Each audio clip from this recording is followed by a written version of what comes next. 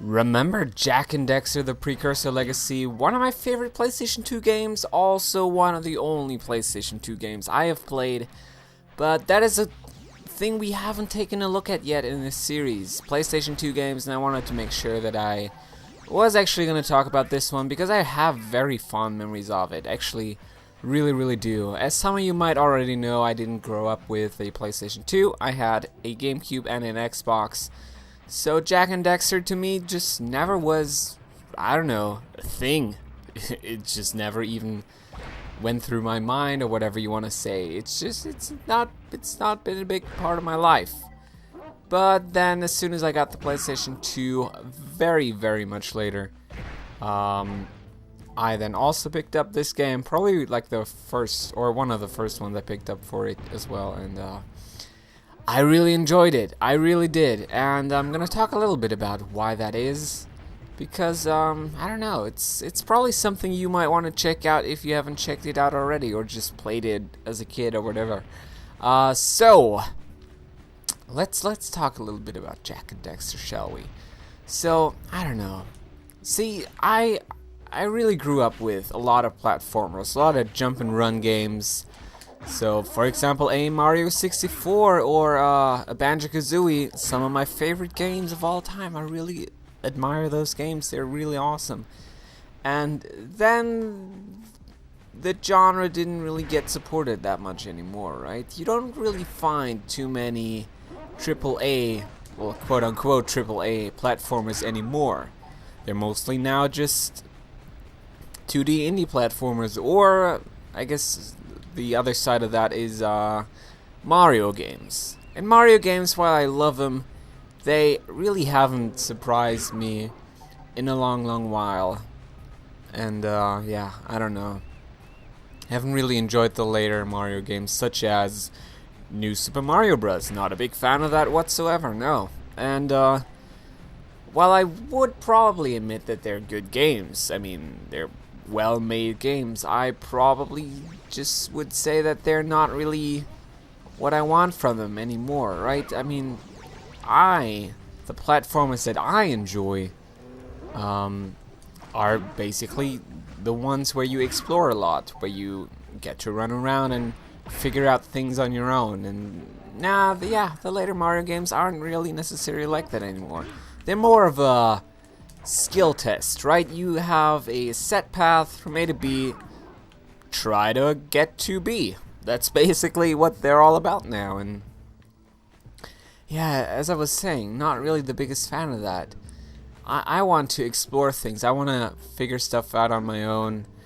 That's exactly why I love Super Mario 64 so much and Super Mario Sunshine, and then Galaxy a little bit less, because it has less of that. And Jak and Daxter very fortunately scratches exactly that itch. I mean, it's an old game. It came out in 2001 if I remember correctly. So it's not like this is a new game, the fucking Messiah or whatever, now finally back to give us these experiences again. But it's, Jesus, could I please? Thank you. But it's just something that if you maybe feel similar when it comes to all those games. I'm sorry, I have a little bit of a cold, so I need to allow my nose some time every once in a while. But yeah, if you maybe have similar issues with the games that I listed, or just the fact that platformer genre not really been the biggest thing as of late, you might want to check this out because it's really cool. I mean, it has flaws, absolutely does. I mean, I personally don't find the characters all that amazing. They're I don't know, not really the most inspiring characters, I'd say. But on the opposite side of that, it's just designed really well when it comes to everything else. I mean, I'm a big fan of the way the world is set up, for example, in this game, because it's actually one giant world. It's not separate levels. It's one interconnected thing, and I'd almost go out and say that it's without any load times. I don't know.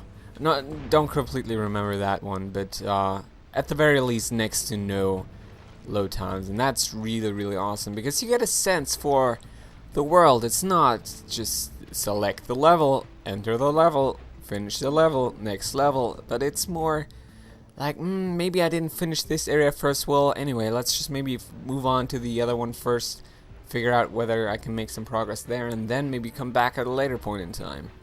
And that is really awesome. That really is exactly what I also kind of enjoyed about Mario 64. I mean, you probably would have to say that it also, yes, I know, is not one interconnected world, but it kind of goes more into that direction, right?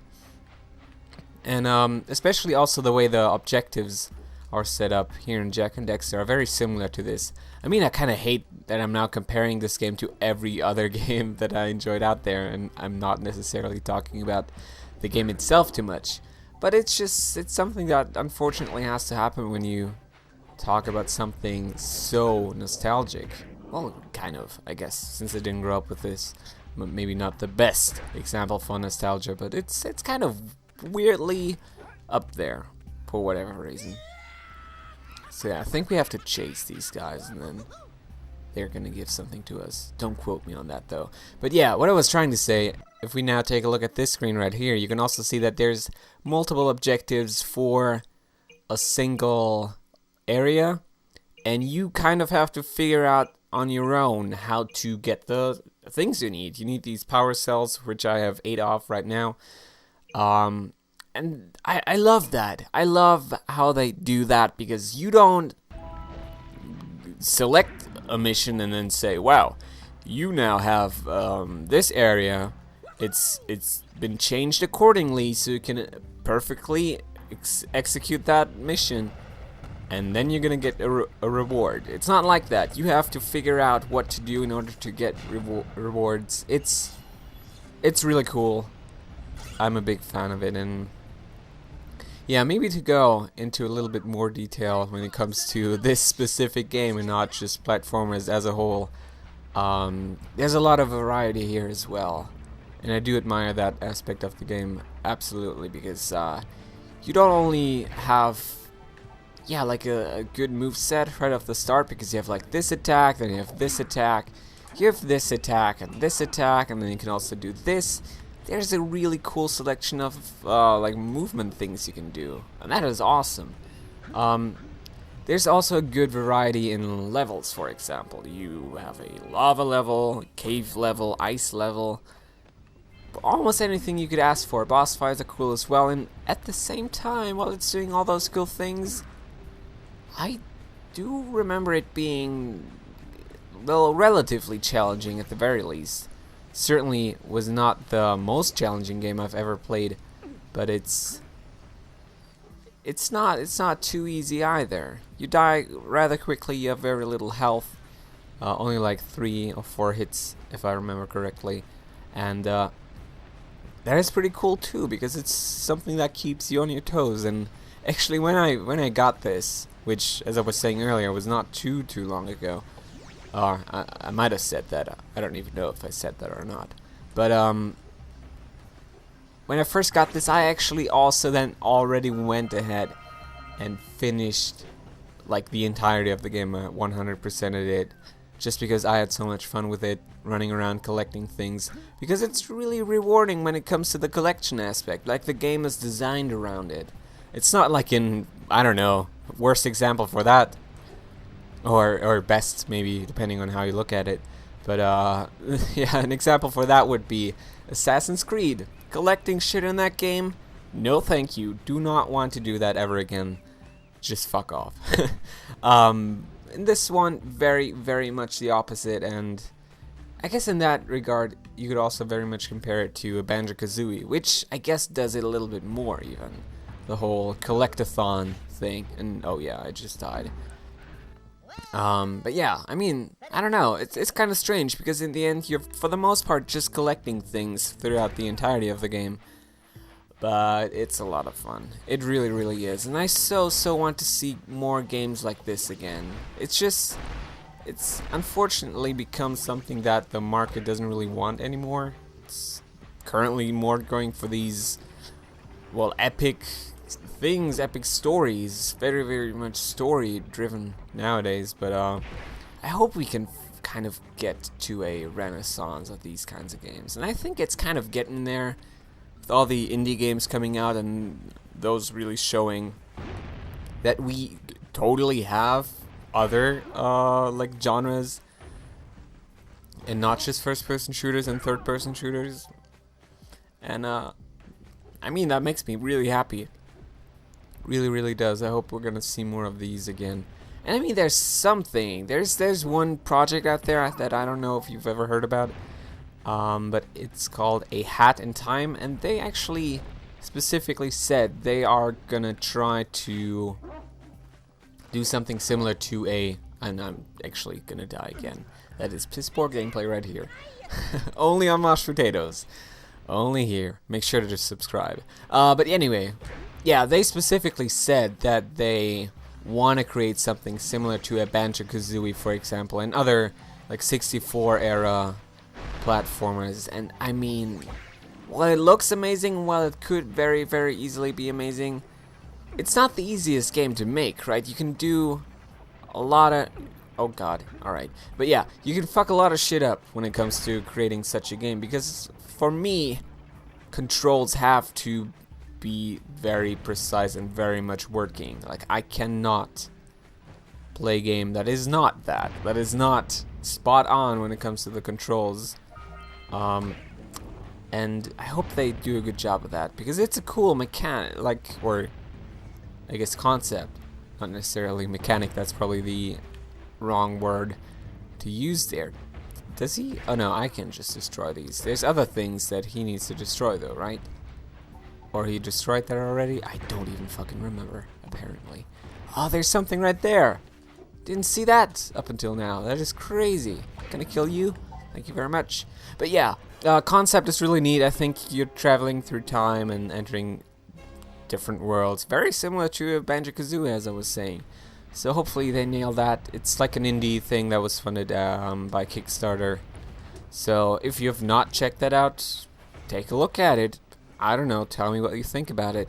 But yeah, I think that's now also going to do for this look at Jak Daxter the Precursor Legacy.